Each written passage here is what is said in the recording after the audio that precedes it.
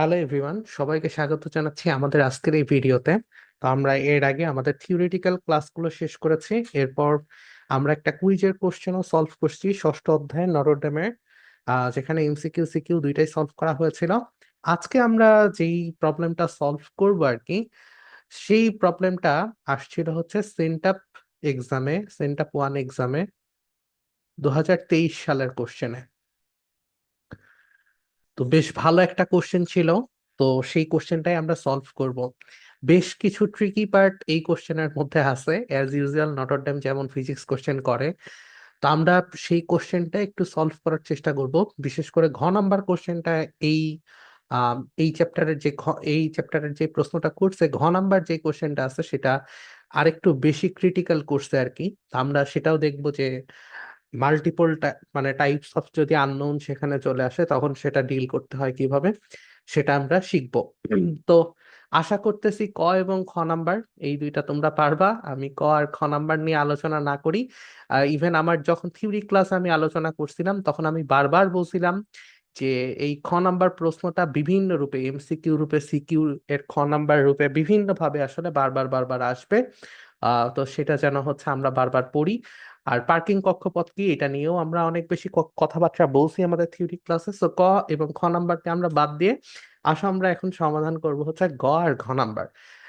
তো আমরা যদি একটু উদ্দীপকটা ফোকাস করি, আমাদের বলছে যে টিভিয়ার নামক একটা গ্রহ আছে, সেই গ্রহকে কেন্দ্র করে একটা উপগ্রহ 30 দিনে পূর্ণ ঘূর্ণন সম্পন্ন করে। এরপর আমাদের ইনফরমেশন দেয়া আছে যেই উপগ্রহটা আছে সেই উপগ্রহটির ব্যাসার্ধ হচ্ছে 3200 কিলোমিটার। এটা খেয়াল করো, উপগ্রহটাই কিন্তু ইটসেলফ অনেক বড়। মানে পৃথিবীর ব্যাসার্ধ হচ্ছে তোমার 6.4 × 10⁻6 মিটার, বা আমরা বলতে পারি যে 6400 কিলোমিটার। তো সেখানে হচ্ছে যে এই উপগ্রহের ব্যাসার্ধটা কিন্তু হিউজ, 3200 কিলোমিটার। এবং বলছে যে এর পৃষ্ঠে মুক্তিবেগ 3.6 কিলোমিটার পার আওয়ার। এই ডাটাটা আই থিঙ্ক একটু ভুল দেওয়া আছে, যদিও তোমাদের কোশ্চেনেও ঠিক 3.6 × 3.6 কিলোমিটার পার আওয়ারই দেওয়া, বাট এত আসলে মুক্তিবেগ কম হয় না। তো এইটাকে আমরা ধরে নিব 3.6 কিলোমিটার পার সেকেন্ড। তাহলে দেখবা যে অঙ্কের মানটা বা ভ্যালুটা আসলে অনেক সুন্দর আসবে। বাট 3.6 কিলোমিটার পার আওয়ারটা এত পরিমাণ ক্ষুদ্র। মানে 3.6 কিলোমিটার পার আওয়ার মানে কি, সেটা হচ্ছে 1 মিটার পার সেকেন্ড। তো 1 মিটার পার সেকেন্ড আসলে কোনো গ্রহেরই বা কোনো উপগ্রহেরই আসলে মুক্তিবেগ হতে পারে না, এত পরিমাণ ক্ষুদ্র। তো এই জন্য আমরা ধরে নিব এটা 3.6 কিলোমিটার পার সেকেন্ড, তাহলে আমাদের জন্য সুবিধা হবে। তো তার বাকি ইনফরমেশন গুলো আমাদের আপাতত লাগবে না, আমাদের বলছে উপগ্রহটির ঘনত্ব কত। তো উপগ্রহ রিলেটেড আমাদের জাস্ট দুইটা তথ্য দেওয়া আছে, একটা হচ্ছে উপগ্রহের ব্যাসার্ধ দেওয়া আছে 3200 কিলোমিটার, আর দেওয়া আছে পৃষ্ঠে মুক্তিবেগ 3.6 কিলোমিটার পার সেকেন্ড। তাহলে আমরা জানি যে আমাদের মুক্তিবেগের যেই আহ সূত্র আছে সেই সূত্র বসালে এই অঙ্কটা হয়ে যাবে। তাহলে ভি ইজিক্যাল টু কি হবে, √2gm/r। তাহলে এখানে আমাদের আননোন কি কি, এক এমও আননোন আরও আননোন। তাহলে এম যেহেতু একটা variable of R, of function of R, সেটাকে আমরা জাস্ট এলাবোরেট করব। তাহলে আমরা পেয়ে যাব যে v²2 × 4/3 πr³ কেননা এম ইজিক্যাল টু কি, ρ × ভি। আর ভি ইজিক্যাল টু কি হবে, ρ × 4/3 অফ πr³। যেহেতু সেটা একটা গোলাকার বস্তু হিসাবে আমরা কল্পনা করতে পারি। তাহলে ভাগ কি হবে, ভাগ হচ্ছে আমাদের হবে আর। তাহলে নিচে একটা আর উপরে r³, তাহলে দুইটা কাটাকাটি যাবে। তাহলে আমরা বলতে পারি v²ℏ/r²ρ/r। তাহলে আমাদের এক্স্যাক্টলি আমরা কার ভ্যালু দরকার, আমাদের দরকার ঘনত্ব বা রো এর ভ্যালু। তাহলে ρ কি হবে, v², সরি, নিচের আর তো কাটা যাবে, এই নিচের আর তো কাটা যাবে কেননা r³ ছিল, তার সাথে সাথে আর কাটা গেল। তাহলে আমরা ρ লিখতে পারবো যে আমাদের v² ভাগ, এখানে আমাদের আরেকটা থাকবে 8/3, তাই না? আমাদের এখানে থাকতেছে হচ্ছে 8/3। তাহলে আমাদের থাকবে হচ্ছে 3v² ভাগ 8πg r², এতটুকু। তাহলে এবার যদি আমরা একটু মান বসাই দিই, আমরা মান বসাই দিব 3 আমাদের মুক্তিবেগের ভ্যালু কত দেওয়া, মুক্তিবেগের ভ্যালু দেওয়া 3.6 কিলোমিটার পার সেকেন্ড। তাহলে হবে 3.6 × 10⁻³ মিটার পার সেকেন্ড। আমরা কিলোমিটার পার সেকেন্ডকে মিটার পার সেকেন্ডে কনভার্ট করে নিলাম, ভাগ 8 × π × g আর এর ভ্যালু কত দেয়া, আর এর ভ্যালু দেওয়া হচ্ছে 3200 কিলোমিটার। তাহলে সেখানে কত হবে, 3.2 3.2 ইন্টু 10⁻⁶ এত হোল²। তাহলে এটার আনসার কত আসে, এটার আনসার আসে হচ্ছে 2263.88 kg/m³। এটাকে যদি তোমাদের কোশ্চেন দেওয়া অ্যাকচুয়াল ভ্যালু দিয়ে আমি করতে চাইতাম, তাহলে একটা বিশাল বড় এরর তৈরি হইতো। দেখতা যে ঘনত্বটা এত এত কম যে পানির ঘনত্ব থেকেও কম হয়ে যাইতো তখন ঘনত্ব। তো এই জন্য হচ্ছে আমরা এখানে জাস্ট স্লাইড চেঞ্জ করে নিছি, কিলোমিটার/আওয়ারকে কিলোমিটার পার সেকেন্ডে কনভার্ট করে মানে কিলোমিটার পার সেকেন্ড ধরে করছি আর কি। তো এটাই ছিল গ নাম্বার। গ নাম্বারটা বেশ তুলনামূলক সহজ, জাস্ট মুক্তিবেগের আমাকে কনসেপ্ট নিয়ে আসলেই হবে, আর সেখানে এম থাকলেই সেটাকে আমরা কি করতে পারবো, রো আর ভি এর মাধ্যমে প্রকাশ করতে পারবো। কিন্তু আমাদের ঘ নাম্বার কোশ্চেনটা এখানে বেশ ডিফিকাল্ট একটা কোশ্চেন। কেন ডিফিকাল্ট? আচ্ছা, প্রথমত এই উদ্দীপক দেখে অনেকে কনফিউজড হতে পারো। এই উপগ্রহের ব্যাসার্ধ, তারপর তোমার পৃষ্ঠের মুক্তিবেগ, এগুলো কিন্তু উপগ্রহ রিলেটেড প্রশ্ন আর কি, বা উপগ্রহ রিলেটেড আর কি আসতেছে। এটা কিন্তু গ্রহের কোনো ব্যাপার না। তাহলে আমাদের এখানে বলছে কি, আমাদের এখানে বলছে যে উপগ্রহটি যদি থেমে থেমে গিয়ে গ্রহটিতে ফিরে আসে, তাহলে গ্রহটিতে আঘাত করার মুহূর্তে বেগ নির্ণয় করা সম্ভব কিনা। তার মানে উপগ্রহটা ধরো হঠাৎ করে তার এনার্জি হারায় ফেললো, হারায় ফেলে পুরো জিরো ভেলোসিটি তৈরি হয়ে গেল। তখন সে কি হবে, পৃথিবীর যেহেতু তার কেন্দ্র বিমুখী বল আর নাই, বা কেন্দ্রমুখী বলকে আর সে সাপ্লাই দিতে পারতেছে না, তখন সে গ্রহে এসে আশ্রয়ে পড়বে, বা ওই আকর্ষণ বলের দরুন সে গ্রহে এসে আশ্রয়ে পড়বে। তো এই গ্রহতে কত বেগে আশ্রয়ে পড়বে এইটা জানার জন্য প্রথমে আগে দরকার যে উপগ্রহটা আসলে পৃষ্ঠ হতে কত দূরে আছে। কেননা উপগ্রহ থেকে কত দূরে সে আসলে এখন পরিভ্রমণ করতেছে সেটা যদি আমি জানি, তার মানে ইনিশিয়ালি তার যে বিভব শক্তি আছে সেটা আমি নির্ণয় করতে পারবো। মানে পৃষ্ঠ এবং তোমার উপগ্রহ এখন যে অরবিটে ঘুরতেছে, সেটার মধ্যকার যদি আমি তোমার ধরলাম, আমরা এটা হচ্ছে পৃথিবী আর এটা হচ্ছে যেই কক্ষপথকে মানে কেন্দ্র করে আর কি ঘুরতেছে, বা যে কক্ষপথের পরিসীমা বরাবর সে ঘুরতেছে, তাহলে আমি এই জায়গার যেই বিভব শক্তি পাবো, আর এই জায়গার যে পৃথিবীর পৃষ্ঠে আসার পর তার যে বিভব শক্তি পাবো, এই দুইজনের যে বিভব শক্তির পার্থক্য, ডেল ইপি, সেটাই আসলে কিসে রূপান্তরিত হবে, ½ mv²। তাহলে এই কনসেপ্টে ইউজ করে এই কনসেপ্টে ইউজ করে আমি খুব সহজেই কিন্তু কি বের করে ফেলতে পারবো, আমি খুব সহজেই ওই এই উপগ্রহটা যখন পৃথিবীতে এসে পড়বে, তখন তার কতটুকু ভেলোসিটিতে সে আশ্রয় পড়বে সেটা আমি বের করে ফেলতে পারবো।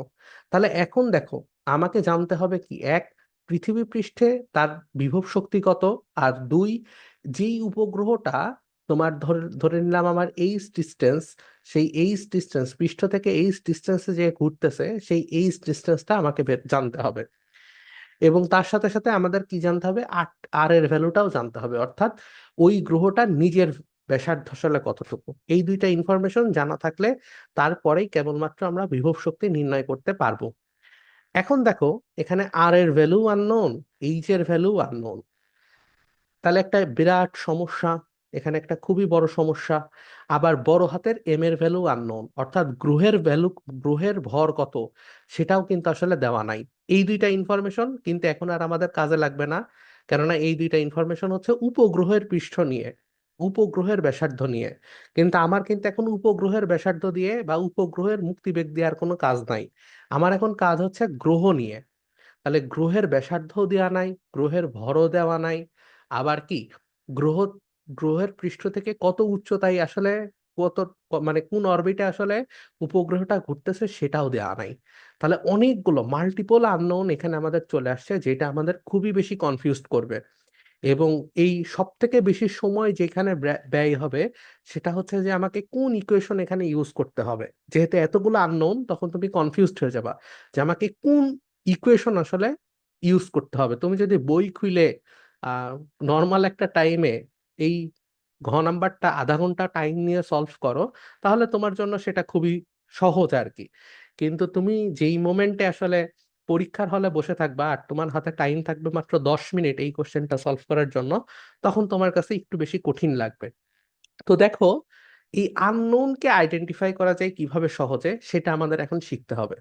দেখো, প্রথমত আমাকে বলছে যে কোন একটা ওই গ্রহটা 30 দিনে পরিভ্রমণ করে, তার মানে উপগ্রহটার পর্যায়কাল হচ্ছে 30 দিন। দ্বিতীয় ইনফরমেশন দেয়া, উপগ্রহটা গ্রহটিকে কেন্দ্র করে হাফ ভিইটি অর্থাৎ মুক্তিবেগের অর্ধেক বেগে পরিভ্রমণ করতেছে। আর আরেকটা জিনিস দেওয়া, যেখানে দেওয়া যে গ্রহটির পৃষ্ঠের অভিকর্ষ ত্বরণ হচ্ছে 7.8। এই প্রত্যেকটা ইনফরমেশনের এক একটা দাম আছে। যেমন 30 দিনে পরিভ্রমণ করতেছে, তার মানে পর্যায়কাল দেওয়া। আর তুমি পর্যায়কালের সূত্র জানো যে টি ইজিক্যাল টু 2 পাই, তারপর কি হবে তোমার এই পর্যায়কাল থেকে পাবা হচ্ছে টি, সরি, আমরা যদি ভি ইজিক্যাল টু লিখি তাহলে আমাদের জন্য সহজ। অর্থাৎ যেই বেগে ভেলোসিটিতে ঘুরতেছে সেটা সমান সমান 2 পাই/টি ইন্টু আর প্লাস এইচ। অর্থাৎ আমি এমন ভাবে এই সূত্রটাকে নিছি যে তোমার অনেক ধরনের পর্যায়কালের সূত্র থাকতে পারে, তাই না? ওমেগা দিয়ে থাকতে পারে, আরো হাবিজাবি অনেক ভাবে, জি দিয়ে থাকতে পারে, অনেক ভাবে থাকতে পারে। তো আমি এমন ভাবে নিয়েছি যেখানে আমার মিনিমাল ইনফরমেশন থাকে। অর্থাৎ যেই যেই ক্ষেত্রে শুধুমাত্র ভেলোসিটি, ওই উপগ্রহের ভেলোসিটি, ওই উপগ্রহের টাইম পিরিয়ড, আর ওই উপগ্রহের ওই গ্রহের তোমার অভিকর্ষ ত্বরণ অর্থাৎ জি এর ভ্যালু, এই তিনটা ইনফরমেশন আছে, এমন তিনটা ইনফরমেশন সম্পন্ন তোমার ইকুয়েশন গুলোকেই আমরা সেখানে গ্র্যাব করার চেষ্টা করব। তাহলে একটা আমরা পাইলাম হচ্ছে ভি ইজিক্যাল টু 2 পাই/টি ইন্টু আর প্লাস এইচ। দেখো, এখানে আরো আননোন, এইচও আননোন, আবার ভিও আননোন, তাহলে তিনটা আননোন। মানে ইকুয়েশনটা সলভ করা খুব টু মাচ টাফ। আর আরেকটা আমাদের দেওয়া, সেটা হচ্ছে জি এর ভ্যালু। তাহলে জি ইজিক্যাল টু আমরা কি জানি? জি ইজিক্যাল টু আমরা অনেকগুলো সূত্র জানি। যেমন আমরা জানি হচ্ছে জিএম/আর²। তাহলে এই সূত্রটা কি আমরা অ্যাপ্লাই করতে পারো? এম এর ভ্যালু আমি জানিও না, এম এর ভ্যালু আমার নোনও না, তাহলে এই সূত্রটা অবশ্যই অবশ্যই আমি অ্যাপ্লাই করব না। কিন্তু আমি আরেকটা জিনিস, আরেকটা সূত্র এখানে অ্যাপ্লাই করতে পারবো। সেটা হচ্ছে আমরা জানি ওই উপগ্রহের নির্দিষ্ট যেই ভেলোসিটিতে আসলে ওই অরবিটে ঘুরতেছে, সেই ভি ইজিক্যাল টু আমাদের কি হবে? ভি ইজিক্যাল টু হবে হচ্ছে √(g(r²)/r+s)। দেখো, এখানে আমাদের যা যা আননোন দরকার সেই আননোন গুলোও আছে, আবার আমাদের কি আছে, যেই যেই নোন ইনফরমেশন গুলো আছে সেগুলোর মধ্যেও এই ইকুয়েশনটা আসলে আছে। তাহলে এতটুকু আমরা বুঝতে পারছি। এবং আমাদের আরেকটা ইনফরমেশন দেওয়া, সেটা হচ্ছে মুক্তিবেগের হাফ ভেলোসিটিতে সে ঘুরতেছে। তার মানে তার বর্তমান যেই ভেলোসিটি, সেই বর্তমান ভেলোসিটি কি হবে? হাফ অফ ওই গ্রহের মুক্তিবেগ। তাহলে এইখান থেকে দেখো তুমি একটা ইকুয়েশন ডেভেলপ করতে পারো। সেটা কি?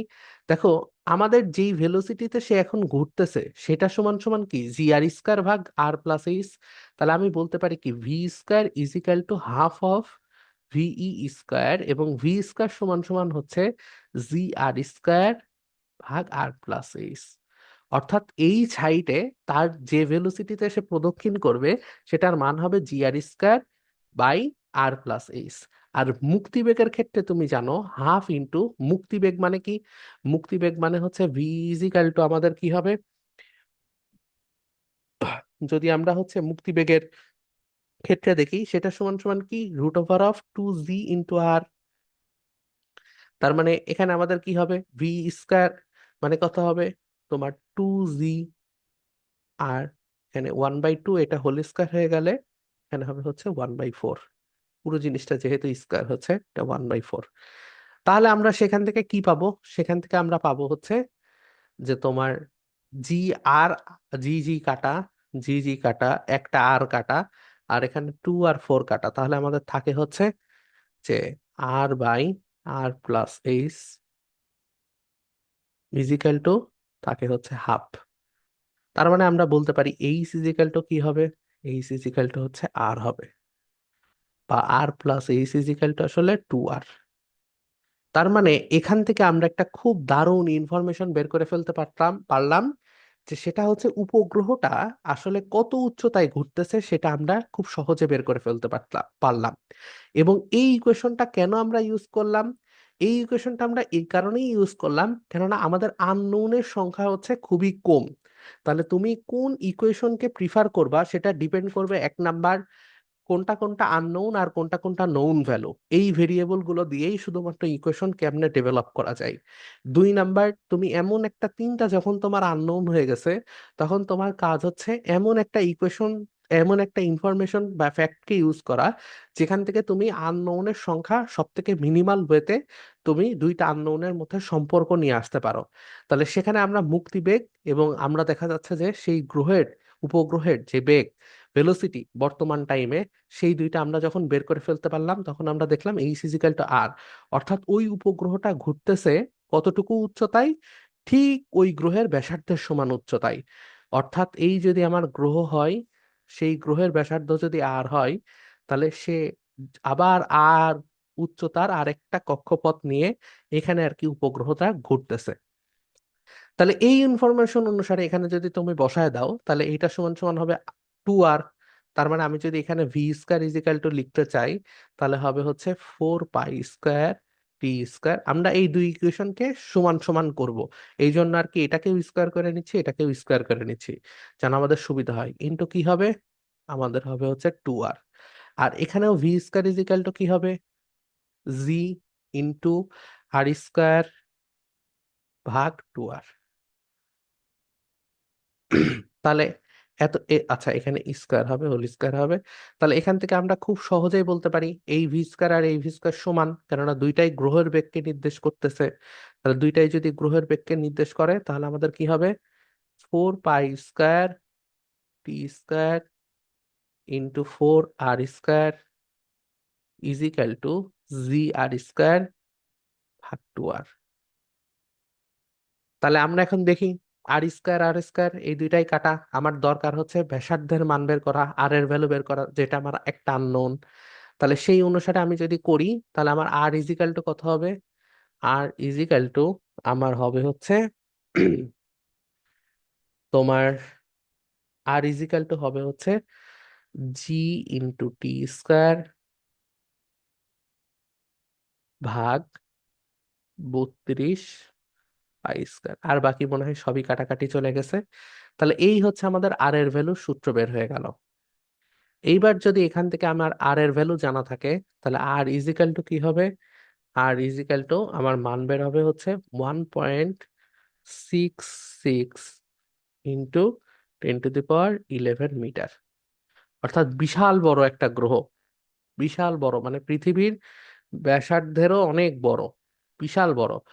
তো এত হিউজ ব্যাসার্ধের একটা গ্রহকে কেন্দ্র করে তোমার উপগ্রহটা ঘুরতেছে। উপগ্রহের সাইজও অনেক বড়, আবার গ্রহের সাইজও অনেক বড়। যাই হোক, এখন মানে এই অঙ্কে আসলে আসলে তোমার ইনফরমেশনের ক্ষেত্রে একটু বেশি ভুগিযুগি ইনফরমেশন দিয়ে ফেলছে, যার কারণে এত হিউজ একটা ব্যাসার্ধের গ্রহ আর কি চলে আসছে। তো যাই হোক, এই হচ্ছে আমাদের মোটামুটি আর এর ভ্যালু বের হইলো। তাহলে এইবার আমাদের কি করতে হবে, এইবার আমাদের ওই সেম কনসেপ্ট ইউজ করতে হবে। কোন কনসেপ্ট? যেই কনসেপ্টে আমরা এখন বের করতে পারবো যে আমাদের পটেনশিয়াল এনার্জির পার্থক্য দিয়ে আমরা গতিশক্তির পার্থক্য বের করতে পারবো। তাহলে আমি যদি একটু মনে করায় দিই যে আমরা এটা কিভাবে করব। আমরা এটা করব হচ্ছে, এই একটা গ্রহ আছে ধরো, আর এই গ্রহকে কেন্দ্র করে উপগ্রহ ধরো ঘুরতেছে। আমরা নিলাম এই হচ্ছে উপগ্রহ ঘুরতেছে ধরো এখানে। তাহলে আমাদের এই যে যেই গ্রহ, সেই গ্রহের পৃষ্ঠে একটা বিভব শক্তি আছে, ইপি আছে, বললাম ইপি 1।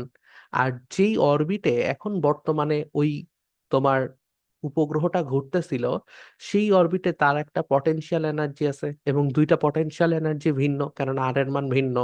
আর এটা হচ্ছে ধরো কেন্দ্র।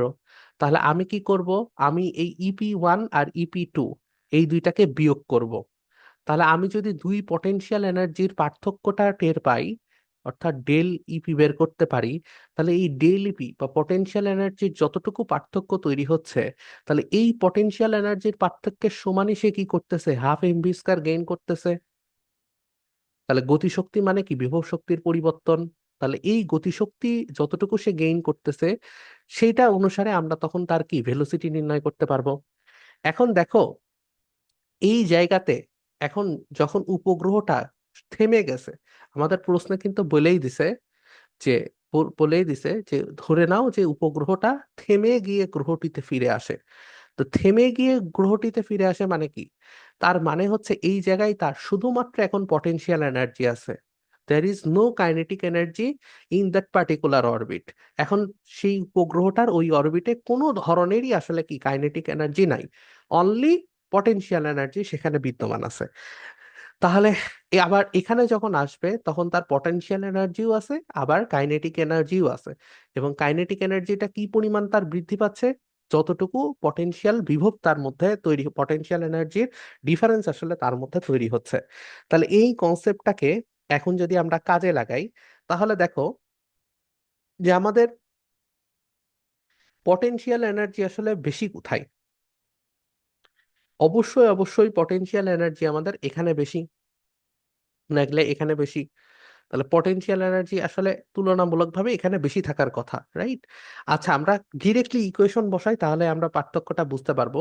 আমরা প্রথমে আগে এই অরবিটে থাকা মোট এনার্জির পরিমাণ দেখি। তাহলে অরবিটে থাকা মোট এনার্জির পরিমাণ হবে বিভব শক্তি প্লাস গতিশক্তি, সেখানে জিরো। তাহলে আমরা বলতে পারি সেখানকার বিভব শক্তি কিন্তু Gm m ভাগ r+h। এটা হচ্ছে এই অরবিটে বা আমরা 2 নম্বর অবস্থায় 2 নম্বর সেকশনে তার হচ্ছে বিভব শক্তির পরিমাণ। আর তাই কাইনেটিক এনার্জি, যেহেতু উপগ্রহটা থেমে গেছে, কাইনেটিক এনার্জির পরিমাণ হচ্ছে জিরো। ইজিক্যাল টু, এখন যদি পৃথিবী পৃষ্ঠে আমার বিভব শক্তি হয়, মোট বিভব শক্তি হয়, সেটা হবে হচ্ছে Gm m ভাগ আর। আর সেখানে আমাদের গতিশক্তিও আছে, যেহেতু একটা নির্দিষ্ট ভেলোসিটিতে উপগ্রহটা এসে আঘাত করবে, তাহলে সেখানে কাইনেটিক এনার্জি হচ্ছে 12mv²। তাহলে এম এর পরিচয় কি? বড় হাতের এম মানে গ্রহের ভর, বড় হাতের এম মানে গ্রহের ভর, আর ছোট হাতের এম মানে হচ্ছে আমাদের উপগ্রহের ভর। এই কারণেই আমরা 12mv² ক্ষেত্রে ছোট হাতের এম ইউজ করছি, উপগ্রহের ভর। তাহলে এতটুকু আমরা বুঝতে পারছি। এখন দেখো r+h মানে কি? r+h মানে হচ্ছে 2r। আমরা এর আগেই দেখলাম h = r। তাহলে আমি যদি মান বসাই দিই, যে আমার সবগুলো কেটে দিলাম, আমি ছোট হাতের গুলো কেটে দিলাম, কেটে আমরা লিখতে পারি 12v² = -gm/2r প্লাস gm/r। তাহলে আমার 12v² সমান সমান আসে কি? 12v² সমান সমান লসাগু হয় হচ্ছে 2r। তো সেই অনুসারে এখানে যদি করো তাহলে আমাদের আসবে হচ্ছে gm/2r। এই তো শেষ। তাহলে আমাদের v কি আসে? v আসে হচ্ছে √gm/r। তার মানে এটার মান কত আসবে? আমরা যদি একটু √অফ করি জি, তাহলে এম এর ডিরেক্টলি ভ্যালু আমাদের জানা নাই। আচ্ছা, আমাদের তো ছোট হাতের জি এর ভ্যালু জানা আছে, সেটা দিয়ে আমরা আরো সহজে করতে পারি। একটু মনে রাখবা যে এখানে ছোট হাতের জি এর ভ্যালু অলরেডি জানা আছে আমার, সেখানে কিন্তু আমি খুব সহজে এই জিএম টাকে রূপান্তর করে ফেলতে পারি, কেননা কি gm/r²। তো আমাদের জিএম মানে কি? তাহলে জিএম মানে হচ্ছে GR²। তাহলে আমি এখানে বসাই দিতে পারি GR²/r। তার মানে এটার মানে হচ্ছে √g × r। মানে এটা খুবই সহজ, যে জিএম যেখানে আছে, যদি আমার জি এর মান জানা থাকে, তাহলে আমি সেটাকে খুব সহজেই কনভার্ট করে ফেলতে পারি। তাহলে √g × r, তাহলে জি এর মান আমার কত দেওয়া? জি এর মান দেওয়া আমাদের 7.8। তাহলে 7.8 ইন্টু, আর আমাদের আর এর ভ্যালু ছিল হচ্ছে 1.66 ইন্টু 10⁻11। তাহলে যদি এটার মান দেখি, মান আসবে হচ্ছে প্রায় 1137.9 কিলোমিটার পার সেকেন্ড। অর্থাৎ একটা হিউজ ভেলোসিটি আসবে। এই যে বললাম একটু ইনফরমেশনটা গাঁজাখড়ি হয়ে গেছে আর কি, মানে বিশাল মানের আর কি পার্থক্য তৈরি হয়েছে। তো যার কারণে ভ্যালুগুলোর কারণে আসলে এমন আজগুবি মান আসছে, না হলে আসলে মানগুলো ঠিকই আসতো। তো যাই হোক, এটাই ছিল আমাদের সমাধান এই অধ্যায়ের। নেক্সট আমরা ইনশাল্লাহ আরো যদি দেখি ষষ্ঠ অধ্যায়ের কিছু কোশ্চেন আমরা পাইতে পারি, তাহলে আমরা সেগুলোর সলিউশন দিতে পারবো। হোয়াটসঅ্যাপ নাম্বার ডিসক্রিপশন বক্সে দেওয়া আছে। তোমরা যদি আগের প্রিভিয়াস ইয়ারের নটর ডেমের কোশ্চেনগুলো তোমাদের কাছে থাকে, তাহলে অবশ্যই অবশ্যই সেগুলো আমার কাছে পাঠিয়ে দিতে পারো। আমি সেগুলোর সমাধান দেওয়ার চেষ্টা করব। আর আমাদের যে নিয়মিত থিওরি ক্লাসগুলো আছে সেগুলো অলরেডি আপলোড করা আছে, তো তোমরা সেই থিওরি ক্লাসগুলোতে অবশ্যই পার্টিসিপেট করতে পারো। ভালো লাগলে অবশ্যই ভিডিও সাবস্ক্রাইব করবা এবং বন্ধুদের মাঝখানে শেয়ার করে দিবা। আর তার সাথে সাথে তোমরা যদি প্রাইভেট ব্যাচে ভর্তি হতে চাও, তাহলেও আমার সাথে হোয়াটসঅ্যাপে কন্ট্যাক্ট করতে পারো। আহ, বেশ কিছু ছেলে পেলে আর কি আমার কাছে প্রাইভেট ব্যাচে পড়াশোনা করে। তো তোমরা যদি হচ্ছে থিওরি ক্লাসগুলো রেগুলার জুমে করতে চাও, তাহলে আমার সাথে তোমরা কন্ট্যাক্ট করতে পারো। সো আজকে আমাদের ভিডিওটা এই পর্যন্তই থাক।